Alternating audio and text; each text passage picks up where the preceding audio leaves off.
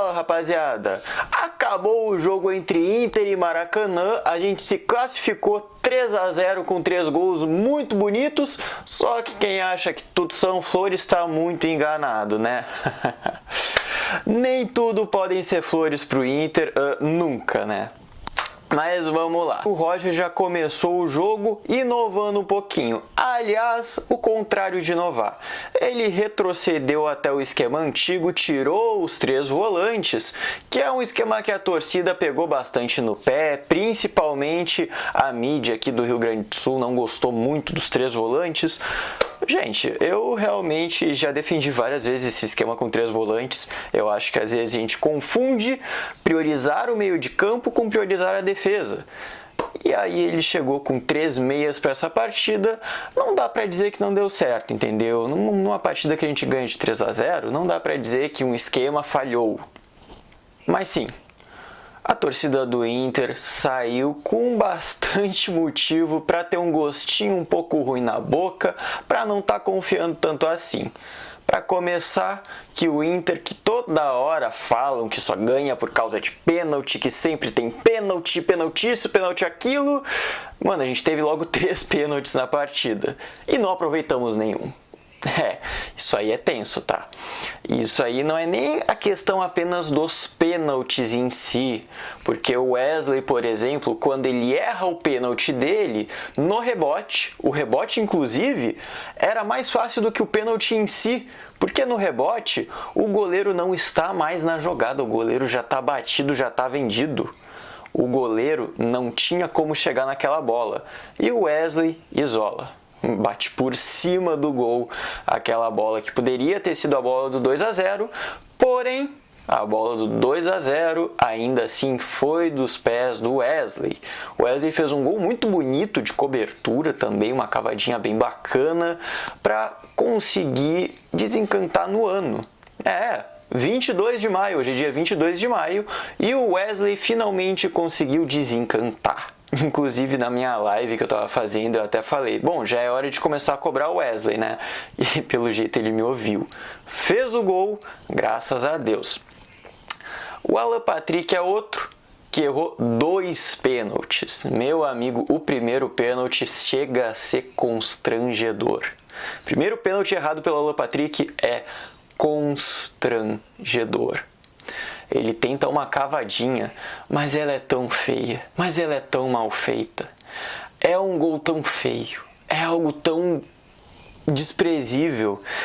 E no meio da transmissão, no meio da live que eu tava fazendo, eu até me perguntava, sabe? Eu não xinguei, eu não fiz nada, eu até dei uma risadinha porque foi vergonha alheia, tá? Aquilo lá foi vergonha alheia, foi vergonhoso ver aquilo. E eu comecei a me perguntar por que ele tinha feito aquilo.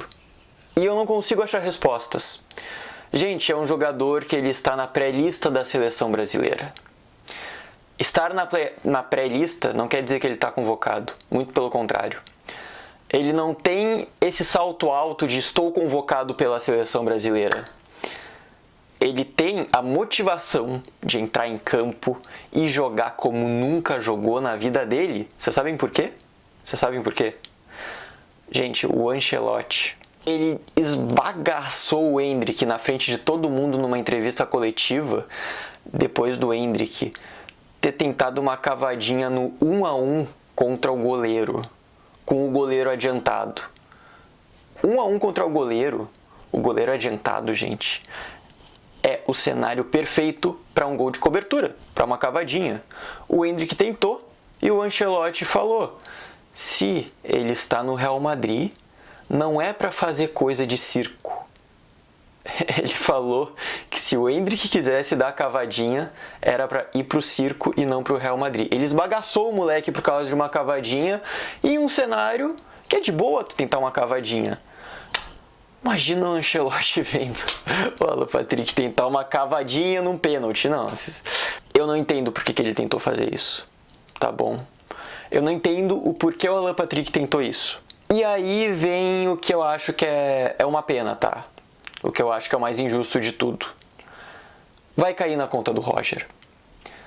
Quando tem 3 pênaltis, Quer dizer que foram 3 infrações na área adversária. E se tu tá na área adversária, quer dizer que o teu treinador conseguiu fazer com que tu chegasse na área adversária. Ah, era contra o Maracanã.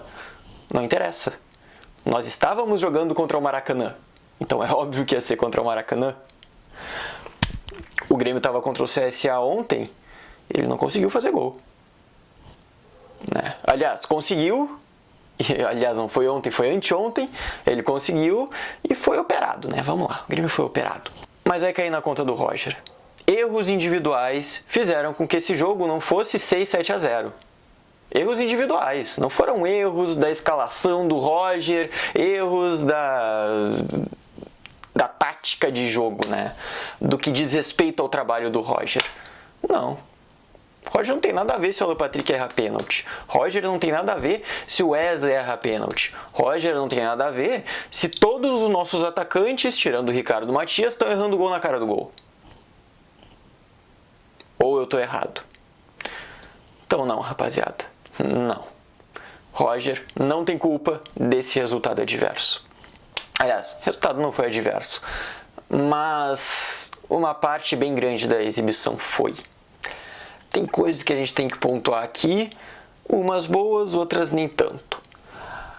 O que é bom de pontuar é que teve alguns jogadores que foram um pouquinho melhores nessa partida. Eu acho que o Bruno Henrique não foi tão mal assim.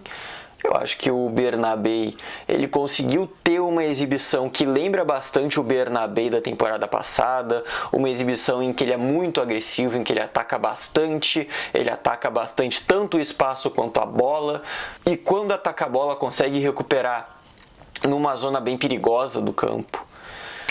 E isso foi muito bom. O Bernabei, ele só não fez 2, 3 gols porque errou na finalização, pecou na finalização. Né?